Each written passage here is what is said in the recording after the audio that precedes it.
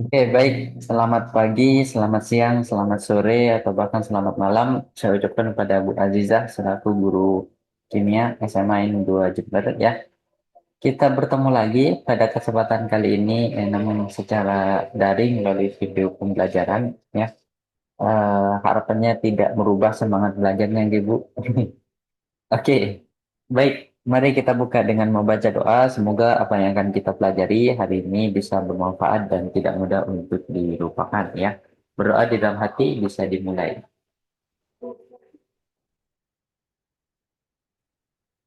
Yap, berdoa bisa dicukupkan. Oke. Setelah topik sebelumnya di bab 7 kita berbicara tentang gas ya. Hari ini kita akan lanjutkan ke topik 8 ya.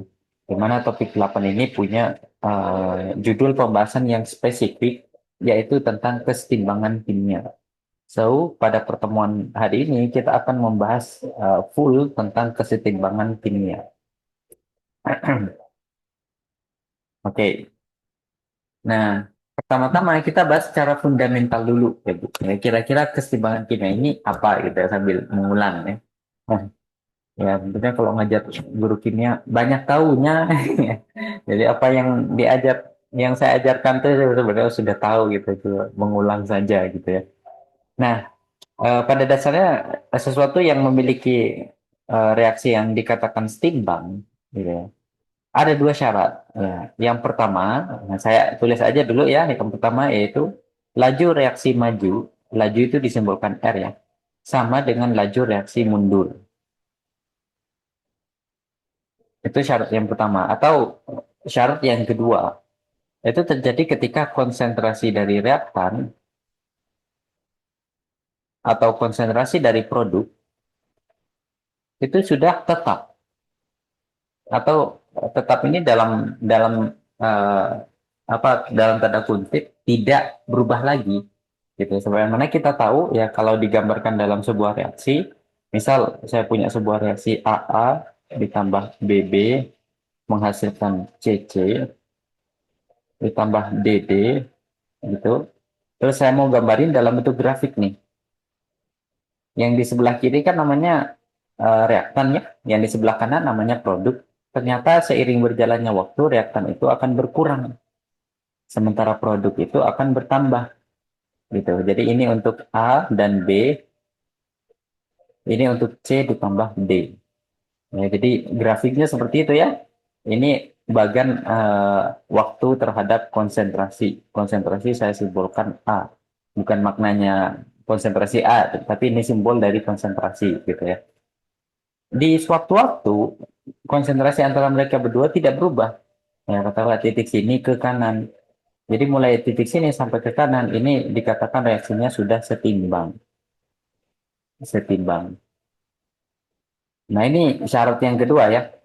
Konsentrasi reaktan atau konsentrasi produk sudah tetap gitu. Atau lajunya yang sudah sama. Jadi kalau digambarkan kira-kira begini nanti.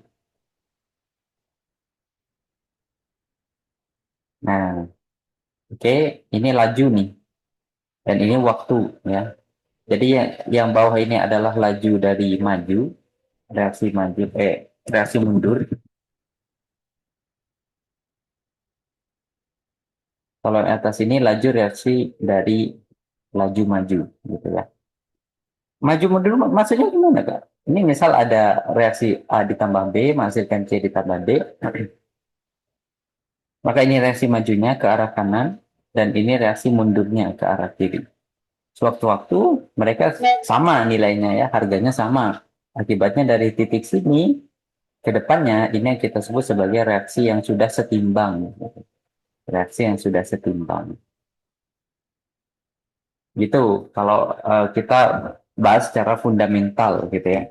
Tapi sebenarnya kalau basicnya dari terminologi ya setimbang itu maksudnya proporsinya tidak berat sebelah gitu ya. Dalam kasus ini kalau misal ada A ditambah B bisa berubah menjadi C ditambah D gitu atau C sajalah gitu. Tapi di kondisi yang lain C itu sendiri bisa juga berubah menjadi A ditambah B. Nah, ini kan seolah-olah reaksi yang berbalikan gitu. Kalau kita kenalnya dalam hukum Hess, kalau mereka dijumlahkan hilang dong. Nah, enggak, ini beda dengan reaksi yang ada dalam hukum Hess ya. Ternyata kalau reaksi itu bisa terjadi dalam reaksi maju dan reaksi mundur, itu reaksi yang kita sebut sebagai reaksi setimbang ya, reaksi yang setimbang atau reaksi kesetimbangan. Reaksi kesetimbangan. Jadi, boleh kita tulis sebagai berikut: AA ditambah BB menghasilkan CC. Jadi yang berbeda pertama dengan reaksi biasa panahnya. Kemudian yang kedua yang berbeda adalah alfanya. Ya, yang kedua adalah alfanya atau derajat disosiasinya. Derajat disosiasi atau derajat ionisasi the same thing, sama saja ya. Nah, saya mau contohkan di sini, Bu. Jadi begini. Kalau saya punya reaksi biar beda lah, ya biar beda P ditambah Q menghasilkan R. Ini huruf kapitalnya maksudnya zatnya gitu ya. Huruf kapitalnya ini maksudnya adalah koefisiennya gitu ya. Nah, terus kalau misal saya buatkan MRS, ketika di sini ada sekian A mol, oke, di sini katakanlah B mol, di mana A itu lebih besar daripada B sehingga B ini adalah reaktan pembatasnya. Di sini B mol, di sini habis, di sini B mol, di sini A min B. Di sini belum ada dan di sini otomatis B. Di sini otomatis B. Kenapa bisa begitu? Soalnya ini reaksi yang eh, reaksi yang tidak setimbang gitu ya. Atau kita sebutnya sebagai irreversible ya. Reaksi yang tidak dapat balik. Irreversible reaction gitu. Bedanya dengan reaksi yang setimbangan, kalau reaksi kesetimbangan itu katakanlah ada P ditambah Q menghasilkan R. Terus misal saya buat juga MRS dengan kondisi yang sama. Ini A mol, ini B mol, dan A lebih besar daripada B. Maka dalam kasus ini tidak ada yang namanya reaktan pembatas, sudah tidak berlaku lagi. Ya, soalnya ini akan berkurang dengan sejumlah X, ini akan berkurang dengan sejumlah X, ini akan bertambah sebesar X. Akhirnya ini jadi A min X, ini B min X, ini X gitu ya. Jadi nggak ada apa, nggak ada eh, istilah reaktan pembatas dan reaktan yang bersisa di sini. Semuanya sama-sama bersisa. Itu bedanya. Nah, ini untuk reaksi yang reversible ya. Reversible reaction. Reaction. Nah, dan untuk setiap reversible reaction ini nanti akan punya sebuah konstanta kesetimbangan. Jadi akan punya konstanta kesetimbangan. Oke. Berikutnya yang menjadi pembeda juga adalah nilai alfanya, Bu. Nah, kalau Wazia perhatikan di sini kan reaksinya terjadi sempurna. Maka dia akan punya alfa yang bernilai sama dengan satu. Sementara ini alfanya kurang dari satu. Gitu. Ya, alfanya kurang dari satu. Namun, ya, tetap lebih kecil, kebalik ya panahnya. Alfanya kurang dari satu, namun tetap lebih besar daripada nol. Gitu ya. Jadi, kalau kita kenal dalam asam basa atau larutan elektrolit, ya, untuk reaksi yang irreversible reaction ini terionisasinya atau terdisosiasinya sempurna ya, ya terionisasi atau terdisosiasi sama ya, sempurna. Berarti yang reversible kebalikannya tidak sempurna ya, terionisasi tidak sempurna. Atau kalau diistilahkan sebagian jadinya atau parsial gitu. Dan itu perbedaan ya antara reaksi yang reversible dengan reaksi yang irreversible. Jadi sebenarnya reaksi yang setimbang itu bisa dilihat dari dua hal tadi.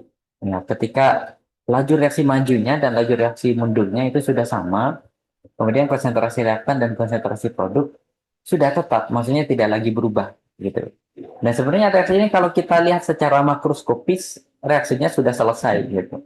Namun eh, reaksi yang sudah selesai ini kalau dilihat secara mikroskopis sebenarnya tidak selesai. Masih ada produk yang jadi reaktan, masih ada reaktan yang berubah menjadi produk, gitu ya.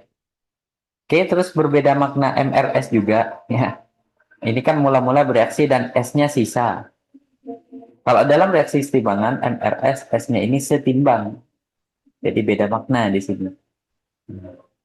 Ya, kalau kalau dalam bahasa Inggris, IRA biasanya, initial reaction dan equilibrium, gitu ya, pakai E. Gitu ya. Reaksinya sudah setimbang, gitu. Oke. Nah, tadi kan saya bilang untuk semua reaksi kesetimbangan dia akan punya nilai konstanta kesetimbangan. Maka saya akan mau bahas dulu apa yang disebut dengan konstanta kesetimbangan. Oke. Nah, coba Bu Azia perhatikan persamaan ini. Suatu reaksi kesetimbangan ya terjadi ketika reaksi itu bisa berjalan dua arah. Yang tadi saya bilang reaksi maju dan reaksi mundur.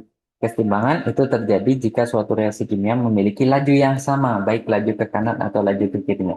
Seperti yang saya bilang tadi lah, gitu ya. Kemudian, karena tidak terjadi perubahan, maka akan ada suatu nilai konstanta yang nilainya tetap, sehingga bisa kita definisikan sebagai konstanta kesetimbangan. Nah, sebenarnya ini ditemukan oleh orang yang bernama Gulbert dan Witch ya waktu itu. Jadi dia bilang begini, bahasanya memang agak rumit. Konsentrasi produk dibagi konsentrasi reaktan, masing-masing dipangkatkan dengan koefisien dari suatu reaksi adalah tetap. Bilangnya begitu. Dan sesuatu yang tetap itu adalah konstan. Makanya konstanta kesetimbangan itu sama dengan total konsentrasi dari produk dipangkatkan X, di mana X ini adalah koefisiennya dibagi total konsentrasi reaktan dipangkatkan Y, di mana Y ini adalah konsentrasinya. Ya, sehingga kalau dituliskan dalam rumus, jadinya seperti ini. Gitu ya. Nilai konstanta kesetimbangan biasanya dibedakan menjadi dua. Ya, jadi konstanta kesetimbangan dibedakan menjadi dua. Yang pertama, ada yang kita sebut sebagai konstanta kesetimbangan yang melihat berdasarkan konsentrasi. Jadi sesuatu yang ada di produk dibagi sesuatu yang ada di reaktan dan dipangkatkan dengan koefisien, tapi dia pakai konsentrasi. Jadinya konsentrasi dari produk dibagi konsentrasi dari reaktan, oke, masing-masing dipangkatkan dengan koefisien. Atau dia juga bisa menggunakan tekanan. Tekanan parsial dari produk dibagi tekanan parsial dari reaktan, masing-masing dipangkatkan dengan koefisien. Ini pun sama, dipangkatkan dengan koefisien. Nah, karena parameter yang digunakan dalam mencari harga yang konstan ini sama, K yang atas dikasih nama KC, basicnya berasal dari concentration. Yang bawah dinamakan KP, basicnya berasal dari pressure, gitu. Tergantung parameter apa yang digunakan untuk mendapatkan harga yang konstan tadi, gitu. Perbedaan KC dengan KP terbentuk sama parameter fasa yang dipakai. KC itu hanya melihat mereka yang berfasa, eh, mereka yang memiliki fasa yang mana fasa itu menyebabkan dia bisa punya konsentrasi. Apa saja? Yang pertama aqueous atau larutan. Larutan jelas ya, dia bisa punya konsentrasi ya. Yang kedua adalah gas. Gitu. Soalnya untuk cairan nggak bakalan bisa dihitung konsentrasinya. Ya, kan konsentrasi itu mol per volume larutan ya, Bu. Jadi mol zat terlarut dibagi volume larutan. Nah, masalahnya kalau cairan kan satu komponen. Gimana orang mau bilang apa volume larutan sementara dia komponennya cuma satu? Larutan kan minimal dua komponen, zat larut dan zat larut. Tapi kalau gas kan bisa beberapa banyak komponen gitu ya. Contohnya udara ya sekitar 79% kan adalah nitrogen, maka dia bisa dikatakan sebagai pelarutnya. Oksigen, karbon dioksida, argon, dan teman-temannya kita katakan sebagai zat pelarutnya. Makanya dia bisa dihitung konsentrasinya. Gitu. Tapi kalau tekanan itu mutlak hanya untuk mereka yang berfasa gas only. Gitu. Karena kan kita tidak mungkin bisa, nah ini misal benda padat. Gitu ya. Benda padat ini tekanannya berapa ya? Nggak ada. nggak ada tekanannya, sama kayak ini benda padat, konsentrasinya berapa, nggak bisa dicari konsentrasi ya. Konsentrasi itu hanya dimiliki oleh mereka yang berfasa aqueous dan gas, dan tekanan hanya dimiliki oleh mereka yang berfasa gas only, gitu ya. Terus nanti kalau orang bingung gimana nyari Kc dan Kp, ternyata ada hubungannya antara mereka berdua. Jadi si Kp itu sama dengan Kc dikali RT pangkat delta N. Ya. Di mana masing-masing parameter ini, ya kalau saya jelaskan, R-nya itu ya, sama dengan tetapan gas ideal ya, 0,082, satuannya liter atmosfer per mol Kelvin. Sementara T itu adalah suhu dalam Kelvin, dan kalau delta N ini selisih ya, selisih dari koefisien reaktan, koefisien produk dikurangi koefisien dari reaktan. Namun ini dikhususkan untuk mereka yang berfasa gas saja, gas only. Jadi kalau fasanya gas, dia nggak dimasukkan ke dalam persamaan delta N ini. Gitu ya. Oke, itu terkait sesuatu yang konstan tadi. Jadi terkait persamaan keseimbangan yang tadi. Gitu ya. Oke, baik. Kalau aman di sini, saya nggak usah nanya masalahnya. Aman nggak ini, Bu? Lanjut nggak? Tapi biasanya lanjut, Mas, lanjut. Gitu. Ya itu enaknya ngajar orang pintar, tidak perlu effort yang tinggi untuk memberi pengetahuan kepada mereka. Oke, saya akan lanjutkan ke jenis-jenis kesetimbangan ya. Ya, jenis-jenis reaksi kesetimbangan. Reaksi kesetimbangan. Kesetimbangan. Nah, jenis-jenis reaksi kesetimbangan ini lumayan banyak. Ya. Yang pertama adalah kesetimbangan yang ada di dalam asam basa. Ya. Kesetimbangan yang ada di dalam asam basa. Kesetimbangan asam basa.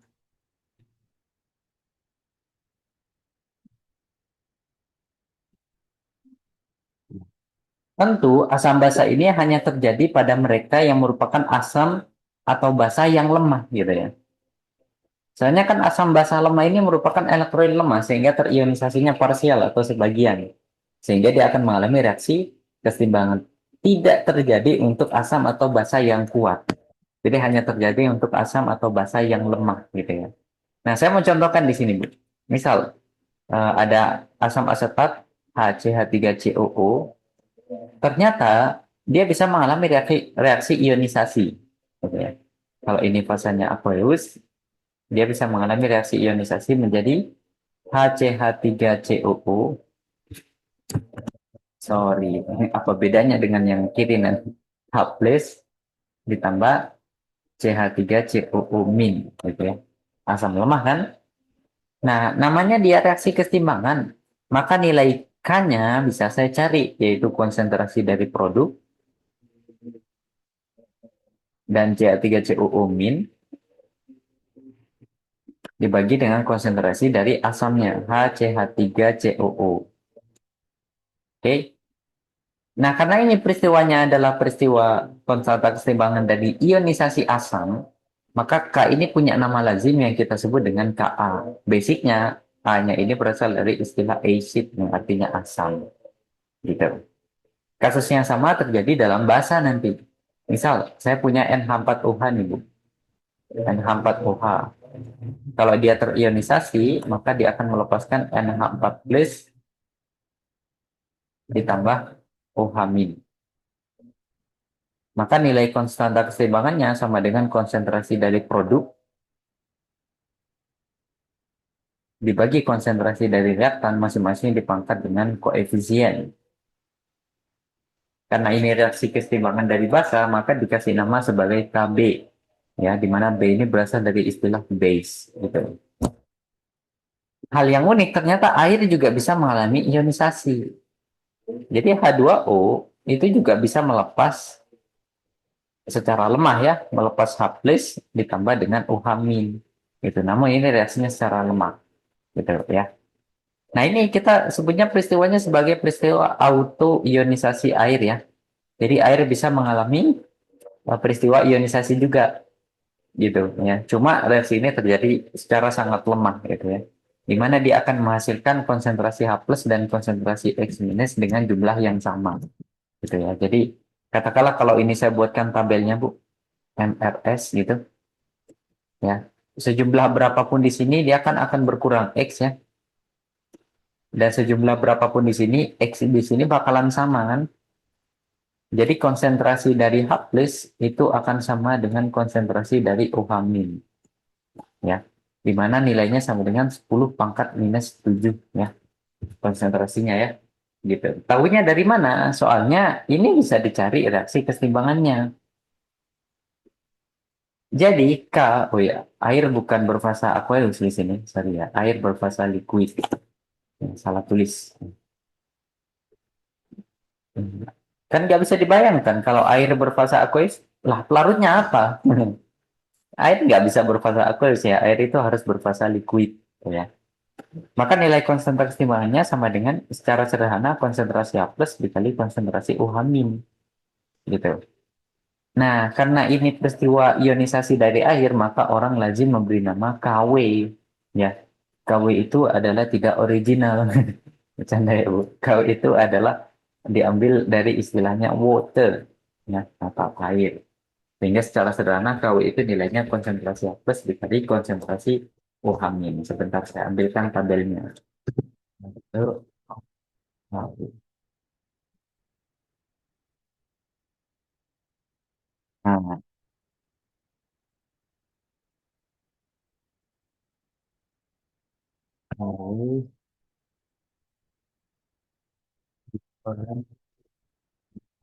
Jadi nilai nilai dari KW itu dipengaruhi oleh suhu ya, Bu. Ini saya punya tabelnya.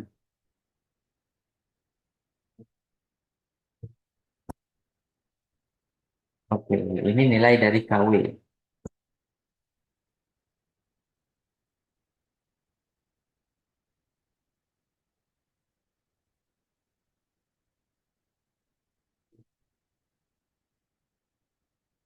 Nah, kalau Bu Azza perhatikan, nilai KW itu ternyata nilainya beda-beda. Ya. Yang nilainya sama dengan 10 pangkat min 14, itu terjadi kalau pada suasana suasana ruang ya pada RTP atau room temperature pressure ya ini terjadi pada suhu sama dengan 25 derajat Celcius. Nah, ini kalau kita perhatikan pada suhu 25 nilainya mendekati 10 pangkat min 14 gitu ya. Sehingga kalau angka ini kita minus logkan maka angkanya didapatkan sama dengan 14. Intinya konsentrasi H plus dan konsentrasi OH min ini bakalan sama kalau dalam kasus air ya. Jadi konsentrasi H plus itu akan selalu sama dengan konsentrasi OH min.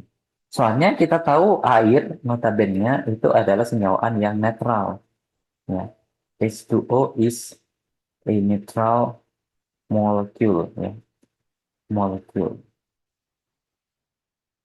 Itu ya. Jadi sejumlah H plus nanti akan sama dengan sejumlah OH min yang akan dimiliki. Tapi yang perlu Waza perhatikan di sini, nilai dari pH itu tergantung sama KW juga. Nah, kita tahu pH, pH itu adalah minus log dari konsentrasi H plus ya. Atau kalau dalam bahasa sehari-hari, pH ini adalah derajat keasaman. Nah, mungkin bahkan kalau saya tanya sama Bu Azza pun, Bu Azza berapa rentang pH itu? Gitu ya. Ya mungkin secara sederhana Bu Azza bisa jawab, oh 0 sampai 14 Mas. Ya kan? 0 sampai 14. Tengah-tengahnya 7. Ini perlu diperhatikan. Ini rentang yang ada di sini adalah untuk KW yang sama dengan 10 pangkat min 14. Soalnya nilai PKW-nya atau minus log dari 10 pangkat min 14-nya adalah 14. Makanya rentangnya dari 0 sampai 14. Gitu. Tapi cobalah saya mau ambil kondisi di mana kondisinya sudah dingin ya. Kondisinya sudah dingin. Ini kan untuk temperatur sama dengan 25 derajat Celcius ya. Sekarang saya mau ambil untuk yang temperatur 5 derajat Celcius lah, air dingin ya jadinya ya. Temperatur 5 derajat Celcius. Gitu.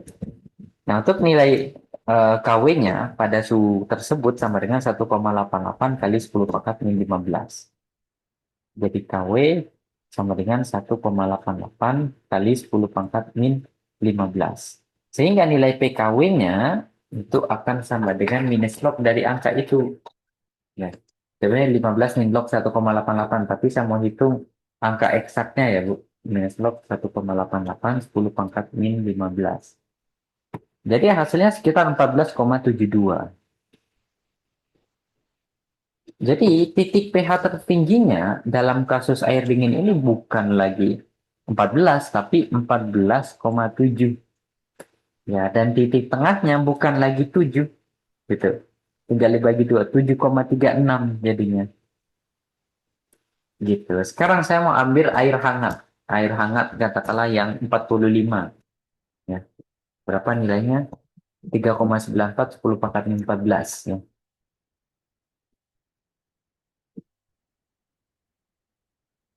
3,94 kali 10 pangkat min 14. Ini yang terjadi pada T sama dengan 45 derajat Celcius. Gitu ya. Nah, akan saya cari dulu PKW-nya seperti biasa ya, Bu. Minus log dari 3,94, 10 pangkat min 14. Hasilnya sekitar 13,04. 13,4. Inilah pH tertingginya. 13,4 ya. Kalau pH terendahnya mah sama ya, sama-sama 0 ya. Gitu. Sehingga pH netralnya di sini bernilai 6,7. Katakanlah saya mau ngambil satu peristiwa air. Air kan netral ya, artinya pH-nya 7 ya. So, H2O ada di sini, H2O ada di sini, dan H2O ada di sini. Yang mana dia memiliki pH sama dengan 7 ya. Ini pH sama dengan 7. Ini pun pH sama dengan 7. Jadi pada dasarnya, kalau airnya netral, tapi ternyata kalau saya taruh kulkas, air itu jadi asam lemak.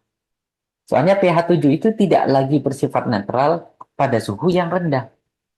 Dan kalau saya panasin, air itu menjadi basa lemah. Air itu tidak lagi netral pada suhu yang basa. Itulah alasannya kenapa kalau kita minum air dingin rasanya lebih segar ya daripada air yang hangat gitu ya tadi.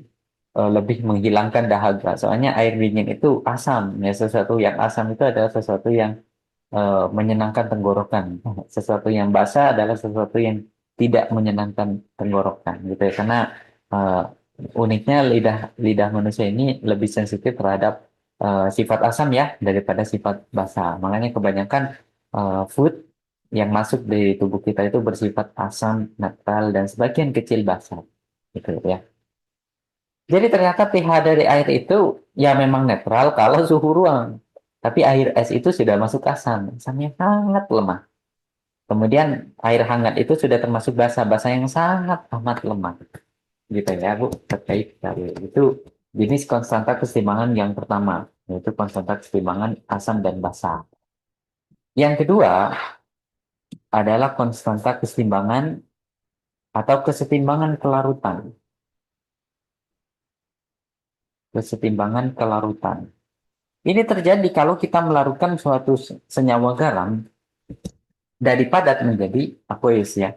Pada dasarnya kalau kita mau melarutkan ini kan merubah fasa dari padatan dirubah menjadi aqueous gitu ya. Ini yang namanya kelarutan ya. Semisal kalau saya punya contoh CaCO3 dalam fasa padat ternyata dia bisa dilarutkan menjadi Ca2 plus dalam fasa aqueous. Nah ini kan fasanya berubah. Nah, fase yang berubah ini, kalau dari solid menjadi aqueous, ini yang dinamakan dengan kelarutan. Gitu. Karena ini reaksinya kesetimbangan, maka kita menggunakan panah dua atau panah reversible. Beda cerita dengan NaCl. Kalau NaCl itu dilarutkan, maka dia menggunakan panah reversible. Na plus tambah Cl minus. Kira-kira apa ya Bu sebabnya? Kalau Bu Azir masih ingat, dulu pernah saya ajarkan ini di bab apa ya? Cairan dan larutan. Ya, cairan dan larutan. Gitu. Jadi letak perbedaannya sebenarnya CaCO3 dan NaCl sama. Sama-sama senyawa ion. Dan sama-sama garam. Tapi CaCO3 ini adalah garam yang sukar larut. Sukar larut. Melainkan NaCl ini juga merupakan sebuah garam, tapi garamnya yang mudah larut. Gitu, that's it. Itu letak perbedaannya. Gitu. Oke, sebelumnya sudah masuk waktu subuh, ini saya recordnya. Saya izin pause dulu deh, Bu, videonya. Nanti saya lanjutkan lagi. Oke, sampun. Lanjutkan ya, Bu. Oke. Baik, perbedaannya tadi terletak pada garamnya, yang satu garamnya sukar larut, yang satu garamnya mudah larut gitu. Sehingga kalau misal saya buatkan MRS dalam kasus ini, tapi maknanya berbeda. Ini mula-mula bereaksi dan setimbang, tapi ini mula-mula bereaksi dan sisa. Kalau saya punya sejumlah A di sini, tentunya di sini belum ada. A di sini, tentunya di sini belum ada. Maka di sini akan berkurang A dan habis. Jadi A di sini. Tapi di sini nggak bisa, Bu. Ini berkurang X, ini bertambah X, ini bertambah X, jadinya A min X, X, dan X. Itu letak perbedaan yang pertama. Kemudian perbedaan yang kedua, si garam sukar larut ini nanti akan punya nilai konstanta kesetimbangan. Ya, konstanta kesetimbangannya cukup sama dengan konsentrasi dari Ca2 plus dikali konsentrasi dari CO3 minus. Itu karena hanya melibatkan produknya saja, reaktannya kan solid ya, tidak dimasukkan ya. Sehingga nilai K ini lazim dikasih nama sebagai KSP, di mana SP-nya itu berasal dari solubility kelarutan ya produk. Ya, karena hanya melibatkan produknya saja, tidak melibatkan reaktannya. Ya, itu jenis kesetimbangan kelarutan yang kedua. Gitu ya. Nah, berhubung belajar ini, maka saya akan ajarkan bagaimana cara membaca atau memprediksi kira-kira garam itu sebenarnya sama saya ajarkan ya. Silakan Ibu bisa evaluasi lagi nanti ya. Eh, dan kalau bisa ini diprintkan nanti ya Bu, kalau adik-adik sudah sampai materi ini diprintkan supaya tabel ini bisa dihafal. Ya, karena kalau di soal OSN tabel ini nggak dikasih. Ya, ada beberapa soal yang kategorinya baik, jadi dia memberitahu garam ini mudah larut atau sukar larut. Ada soal yang nggak baik, ya. Nggak ngasih tahu mana yang sukar larut, mana yang mudah larut, gitu ya. Contoh, NaCl tadi kan mengandung ion Na plus dan Cl min. Ternyata semua golongan A, termasuk Na plus, bergabung dengan anion apapun tanpa pengecualian, ya, berarti include Cl minus masuk di dalamnya, adalah senyawa yang mudah larut. Tapi kalau Ca2 plus ya, bergabung dengan senyawa karbonat CO32 bisa kita lihat di sini. Senyawa karbonat itu merupakan senyawa yang sukar larut kecuali bergabung dengan NH plus dan 1A. Sedangkan Ca2 plus kan nggak masuk di antaranya. Makanya dia akan punya reaksi merupakan sebuah garam yang sukar larut sehingga dia akan punya nilai KSP-nya di sini ya. Kalau disimbolkan biar terjadi secara umum maka dapatlah KSP-nya sama dengan sebagaimana yang dituliskan di atas. Gitu ya. Oke, gitu ya Bu. Sederhana ya. Nah, untuk melatih cara kita membaca tabel kelarutan, di sini saya punya beberapa latihan soal. Gunakan aturan kelarutan untuk menentukan senyawa berikut yang mana mudah larut di dalam air. Contoh yang pertama, Ca2 plus digabung dengan nitrat. Ya.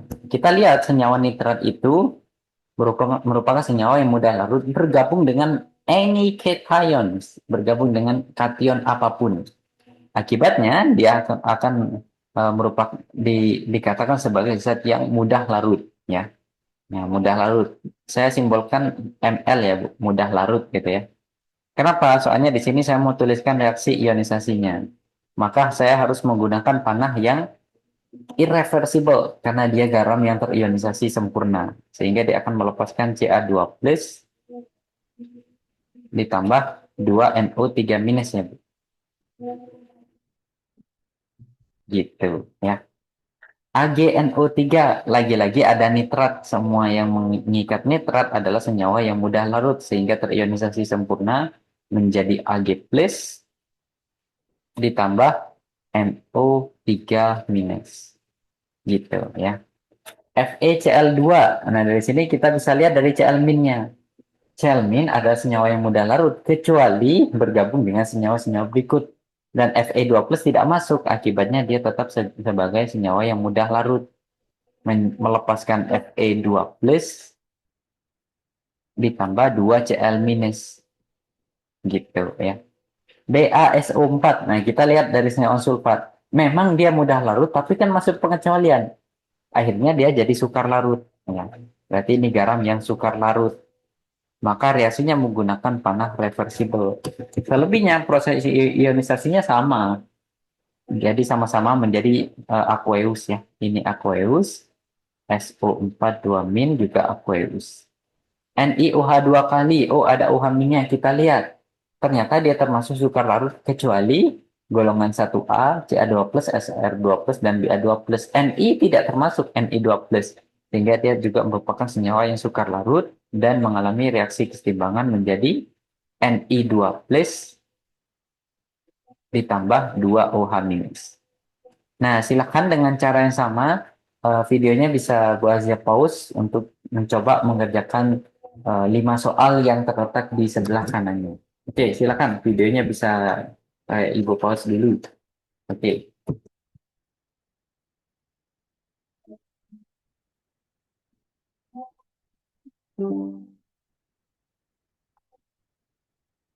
Oke, kalau sudah, saya mau ajarkan bagaimana cara kita menulis persamaan molekul, persamaan ion, dan persamaan ion bersih.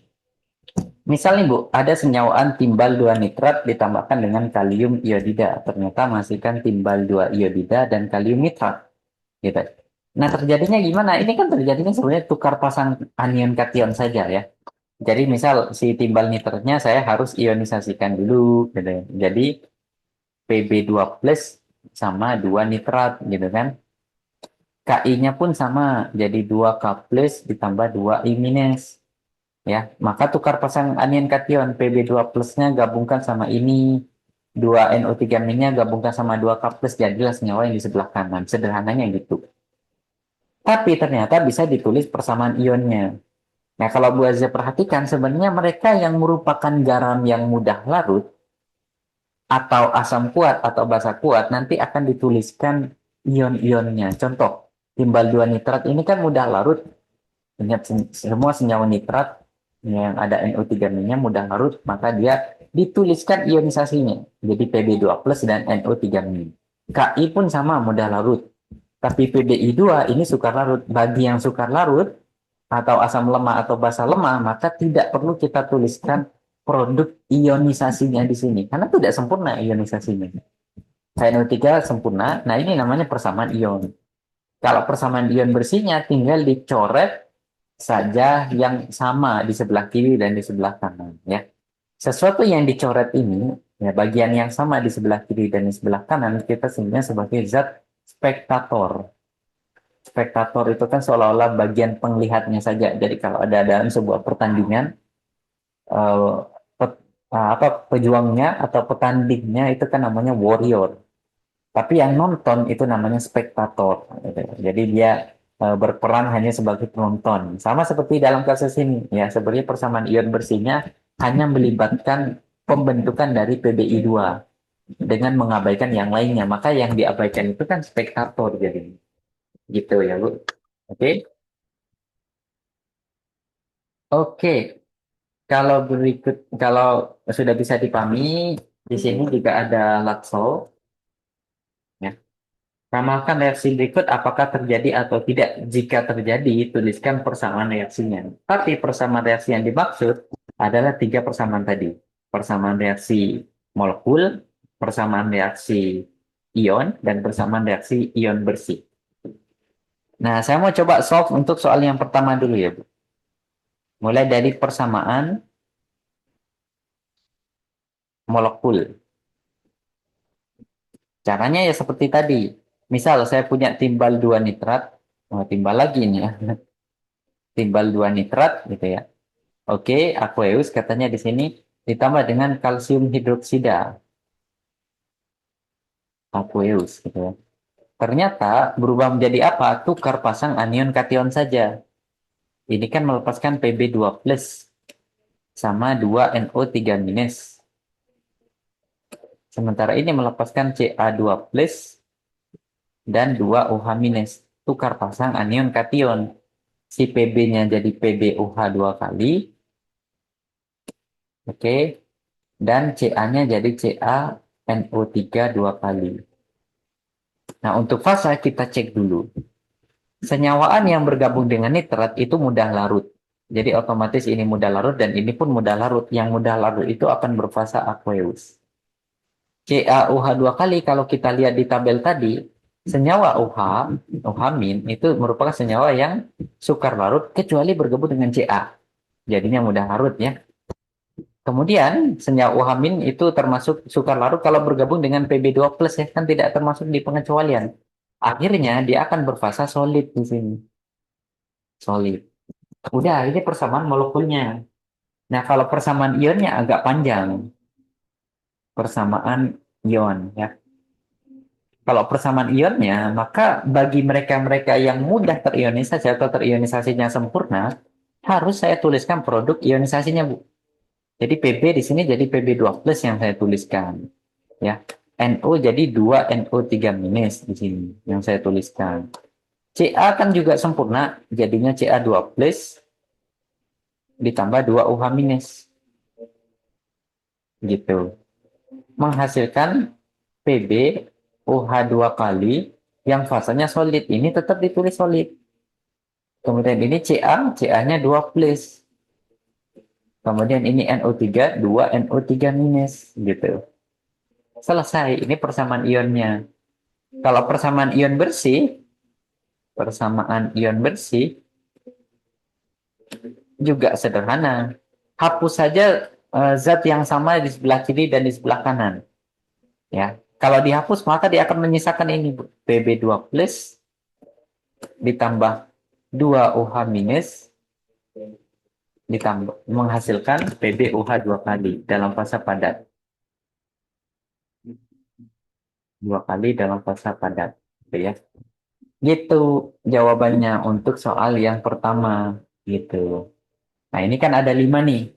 Nah biar tidak menguras waktu videonya Bu Azia bisa pause. Contohnya 5 dikerjakan satu, sisanya dikerjakan pesertanya. Emang gitu ya. Biasanya guru itu nampilin, misal di layar ditampilin. Oke, ini taksolnya ada 10. Ibu jelaskan dulu, misalnya gitu kan. Yang dijelaskan cuma satu, yang disuruh dikerjakan 9. Proporsinya nggak adil kan, ya, gitu. Ya, tapi di sini Wajah perhatikan, ya. Dia minta ramalkan reaksinya terjadi atau tidak. Apabila reaksinya tidak terjadi, maka tidak perlu dituliskan persamaannya. Silakan Ibu cari. Dari kelima reaksi ini kan satu sudah ditulis. Ya. Ternyata hanya ada satu reaksi yang tidak terjadi, Bu. Silakan Ibu bisa cari sendiri nanti ya. Dari 5 reaksi ini ada satu reaksi yang tidak terjadi, tapi 4 reaksi terjadi sehingga bisa dituliskan persamaan molekulnya, persamaan ionnya, dan persamaan ion bersihnya. Oke, sip. Ya, kalau demikian, saya lanjutkan ke jenis konstanta ketimbangan yang ketiga. Ya, konstanta kesetimbangan yang ketiga adalah kesetimbangan pembentukan kompleks. Ya. Kesetimbangan pembentukan kompleks. Pembentukan senyawa kompleks ya. Pada dasarnya senyawa kompleks itu adalah senyawa yang dibentuk dari eh, atom pusat dan ligan gitu ya. Dibentuk dari atom pusat dan ligan.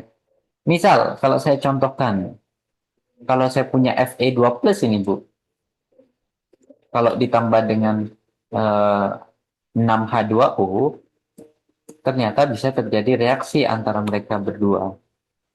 Membentuk, dan reaksinya kesetimbangan pula. Membentuk Fe H2O 6 kali 2 plus.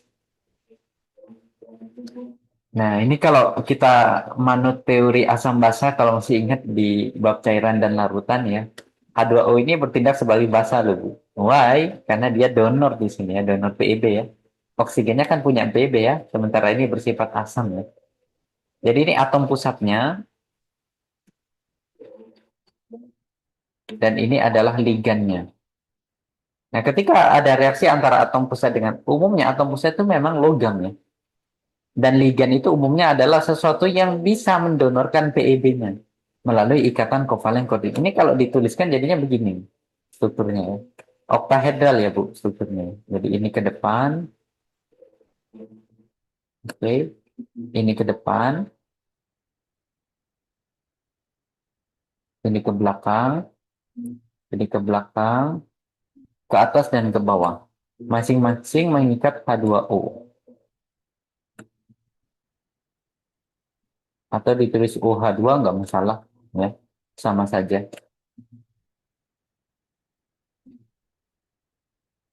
Dan muatan totalnya adalah 2 plus. Ini muatan dari Fe-nya ya. Itu.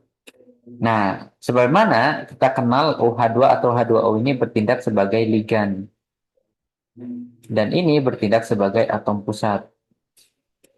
Sifat asam basanya sudah saya jelaskan tadi ya, Bu. Ini atom pusat. Gitu ya.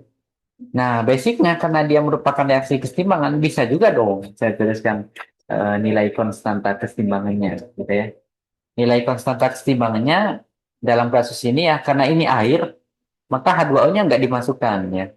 Tapi kalau nanti senyawanya, atau saya gantilah, ya, ligannya saya ganti amonia. Katakanlah Fe-nya Fe2 plus ditambah sama amonia misal NH3. Nah, sebanyak 3 ditambah Cl minus. Tiganya di sini. Aqueous sebanyak 3 ditambah 3 Cl minus katakanlah. Maka ternyata dia akan membentuk sebuah senyawa kompleks Fe yang mengikat NH3 kali dan Cl 3 kali. Muatan secara total adalah -1. Dan ini berfasa aqueous. Maka seperti biasa dia akan punya nilai konstanta kesetimbangan. Yaitu sama dengan konsentrasi dari produk Fe NH3 Cl3 ya, bermuatan -1. Ini konsentrasinya ya.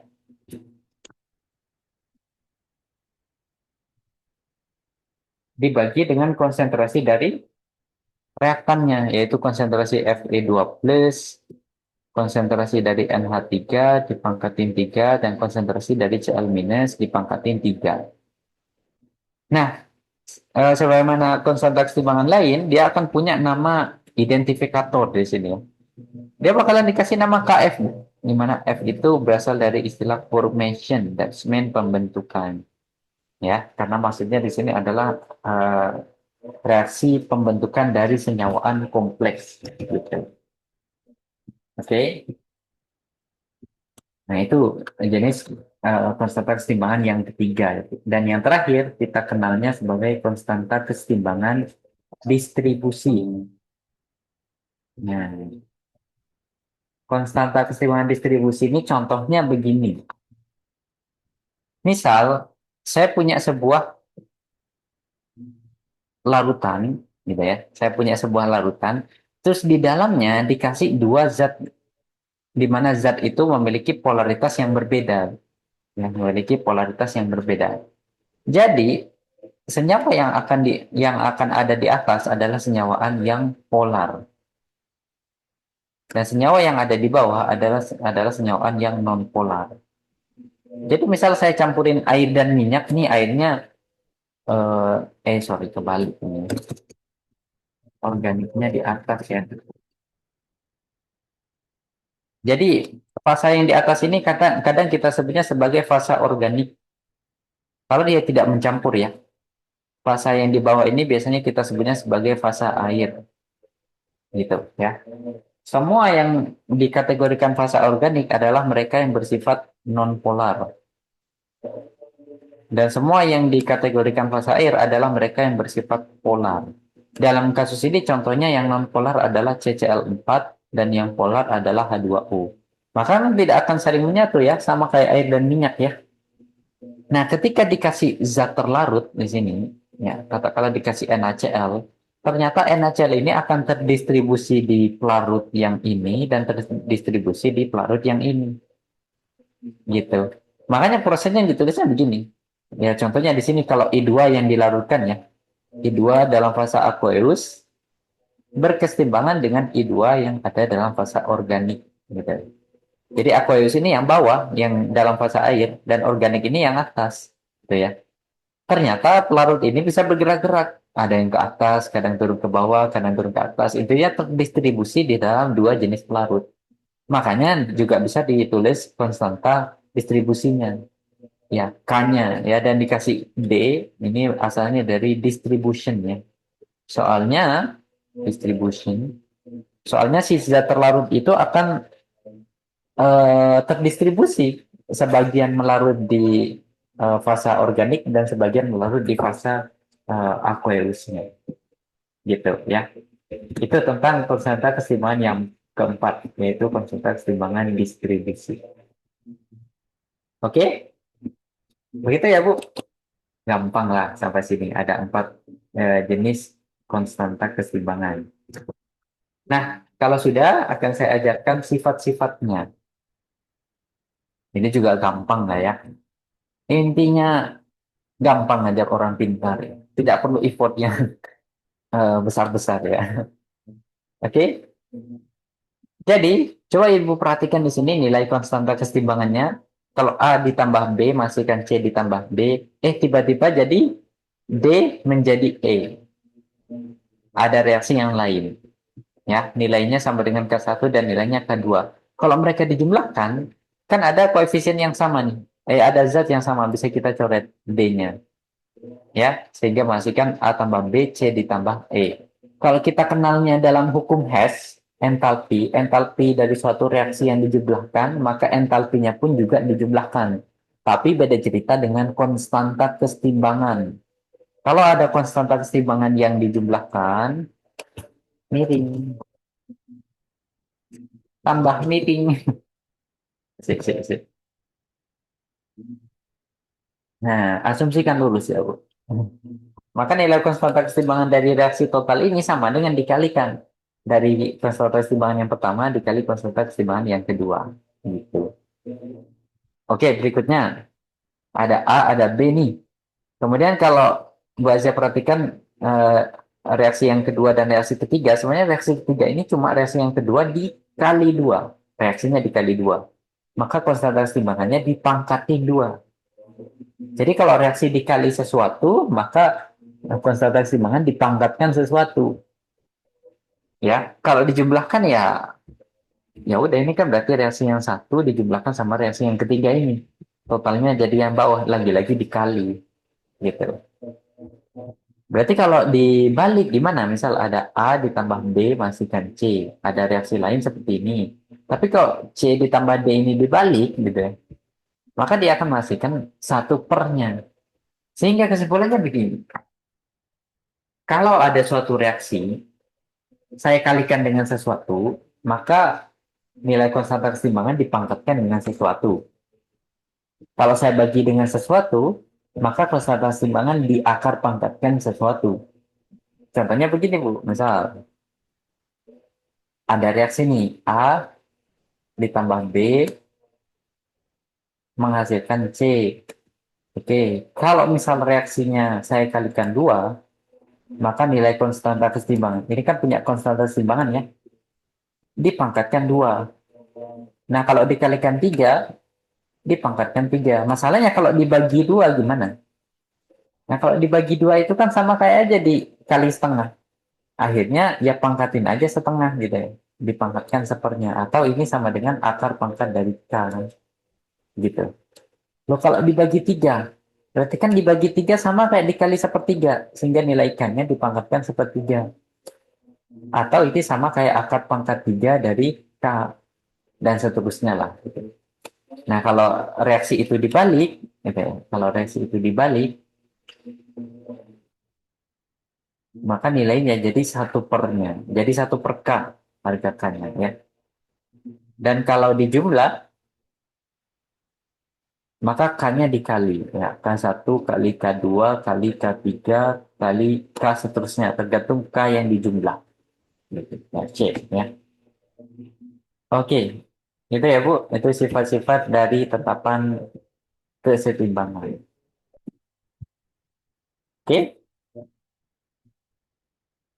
nah berikutnya akan saya mau ajarkan tentang penentuan dari arah reaksi. Jadi kan kita sudah belajar yang namanya konstanta kesetimbangan. Oke, ada kaitannya nanti kan.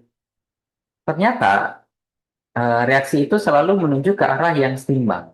Agar reaksi itu menjadi setimbang, maka reaksi tersebut bisa dengan cara berjalan ke arah produk atau berjalan ke arah reaktan. Ya. Kalau saya bahas dari panah reaksinya, sebenarnya begini loh. Reaksi kesetimbangan, oke, reaksi yang atau reaksi yang kita katakan setimbang lah. Reaksi yang setimbang itu kan menggunakan panah reversible begini. Tapi sebenarnya ada reaksi yang setimbang, tapi reaksi ke kanannya lebih condong. Ada pula reaksi yang setimbang, tapi reaksi ke kirinya lebih condong. Ya. Nah, ini adalah kasus reaksi yang setimbang, tapi setimbang ke kiri, gitu ya. Ini memang reaksinya setimbang, tapi reaksi setimbangnya setimbang ke kiri. Nah, ini pun reaksi yang setimbang, namun reaksi setimbangnya adalah setimbang yang ke kanan, gitu. Ya. Reaksi yang setimbang sempurna itu sebenarnya ya yang seperti ini, yang panahnya sama. Dan sangat sedikit reaksi yang seperti ini, gitu ya. Ternyata mereka nilai konstanta kesetimbangannya beda, Bu. Jadi reaksi yang setimbang ke kanan ini terjadi kalau nilai konstanta kesetimbangannya lebih besar daripada satu. Ke kiri kalau konstanta kesetimbangannya kurang dari satu. Berarti bisa Ibu prediksikan dong, kalau reaksi setimbang K-nya berapa? K-nya harus pas sama dengan satu. Sehingga untuk nilai konstanta kesetimbangan bagi reaksi yang benar-benar setimbang, konsentrasi produknya sama dengan konsentrasi reaktannya. Karena nilai K kan konsentrasi produk dibagi konsentrasi reaktan masing-masing dipangkatkan koefisien. Gitu ya.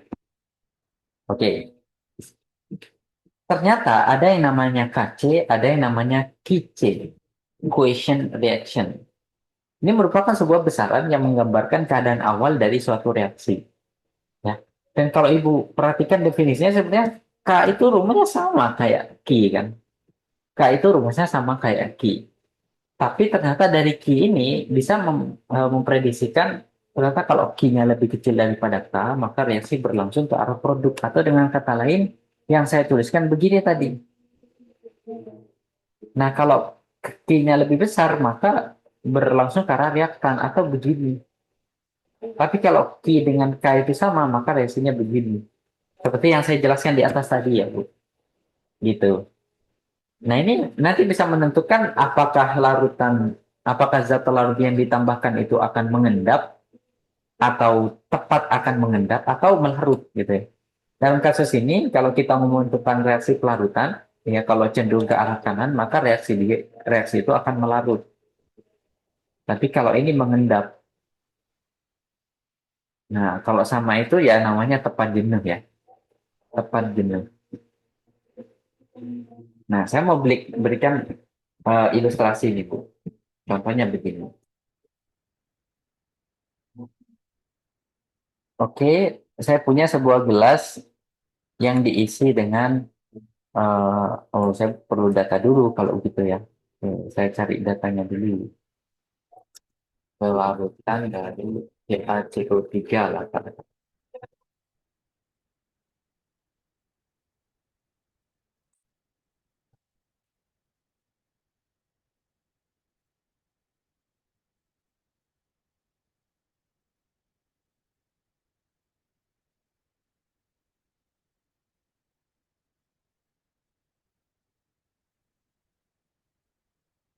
Nah, inilah misal ini kelarutan dari CaCO3 itu sekitar 15,47 miligram per liter. Ini maksudnya kalau misal saya punya 1 liter air di sini, 1 liter air,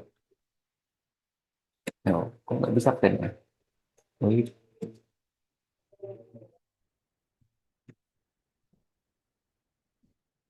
Nah, kalau misal saya punya 1 liter air di sini, maka CaCO3 yang bisa larut itu sekitar 15 sampai 47. Anggaplah saya ambil angka maksimumnya 47. Artinya, kalau saya tambahkan di sini CaCO3 sebesar 40 miligram, maka dia akan membentuk CaCO3 yang semuanya larut.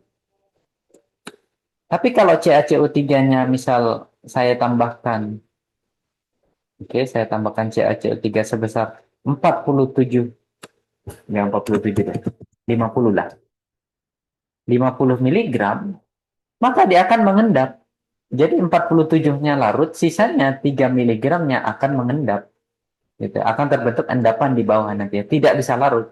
Karena maksimalnya dia melarutkan 47 miligram untuk setiap 1 liter air. Nah, gimana kalau saya tambahkan dengan pas ini, Bu? Kalau saya tambahkan dengan pas, set, gitu. Di sini ditambahkan CaCO3 sebesar 47 miligram. Maka dia akan membentuk larutan yang tepat jenuh istilahnya. Tepat jenuh. Jadi ditambahkan sedikit lagi, dia sudah akan membentuk endapan. Jadi larutan yang tepat jenuh itu adalah larutan yang eh, di tengah-tengah antara larutan dengan endapan. Gitu. Jadi ditambah sedikit lagi zat pelarutnya, maka dia akan mengendap. Dengan kata lain, lautan jenuh ini adalah lautan tepat jenuh ini adalah lautan yang kapasitas daya larutnya dari zat pelarutnya sudah tercapai, gitu ya. Itu ternyata bisa dihitung dari nilai QC, dari nilai quotient reaction-nya. Ya, dibandingkan saja dengan harga dengan konstanta kesetimbangannya. Nah, saya mau jelaskan nilai Q dan K. Kan kalau dari besaran sama, gitu ya. Tapi bedanya Q dengan K tuh begini. Misal nih, saya punya reaksi ini, ya, Bu. Saya punya sebuah reaksi. Oke, apa ya misal istilahnya? Ya pakai biar biar umum, saya pakai A lah. A, oke, berubah menjadi B ditambah C. Oke, gini lah ya. Oke, kemudian karena dia reaksinya setimbang, maka saya akan berikan MRS. Katakanlah di sini A, di sini, tapi di sini jangan dianggap belum ada. Katakanlah di sini sudah ada. Ini nilainya B dan ini nilainya C. Namanya juga reaksi kesetimbangan. Ini akan berkurang X, ini akan bertambah X, ini akan bertambah X. Sehingga ini jadi A min X, ini B plus X, dan ini C plus X. Maka yang dinamakan sebagai konstanta kesetimbangan, definisinya di sini. KC.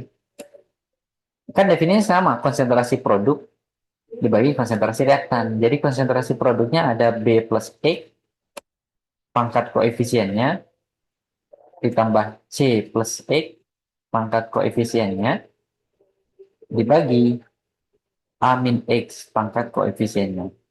Ini definisi KC. Jadi kita menggunakan kondisi akhirnya, kondisi saat dia setimbang. Tapi kalau saya pakai data awalnya, itu namanya KC. Jadi sama dengan B dikali C per A, konsentrasi produk dibagi konsentrasi reaktan, masing-masing pangkat koefisien ya, gitu. Kalau dia menggunakan kondisi mula-mulanya. Jadi by rumus sebenarnya sama, tapi aplikasinya beda.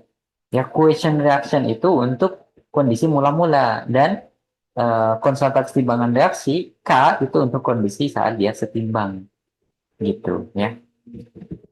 Nah, ini nanti ternyata mempengaruhi nilai pergeseran kesetimbangannya. Apabila nanti QC-nya lebih besar daripada KC-nya, maka reaksi akan cenderung ke arah kiri gitu. Apabila QC-nya lebih kecil daripada KC-nya, maka reaksi akan cenderung ke arah kanan gitu. Dan apabila sama, QC sama dengan KC, ini ya sama kayak K sama dengan 1 tadi. maka reaksi kesetimbangannya akan tidak condong ke salah satu produk saja. Dan ternyata hal-hal yang menggeser kesetimbangan seperti ini ada beberapa hal ya, Bu. Ada beberapa hal yang mampu menggeser kesetimbangan reaksi tersebut ya. Makanya di sini saya bahas pergeseran. Ini sebenarnya materi SMA sekarang ya, yang ini ya. Pergeseran kesetimbangan kimia. Pergeseran kesetimbangan kimia. Ya, jadi reaksi kimia itu kesetimbangannya bisa bergeser, ya. Bisa bergeser ke arah kanan atau bergeser ke arah kiri, tergantung sama beberapa hal. Ada tiga faktor yang bisa mempengaruhi. Yang pertama adalah konsentrasi.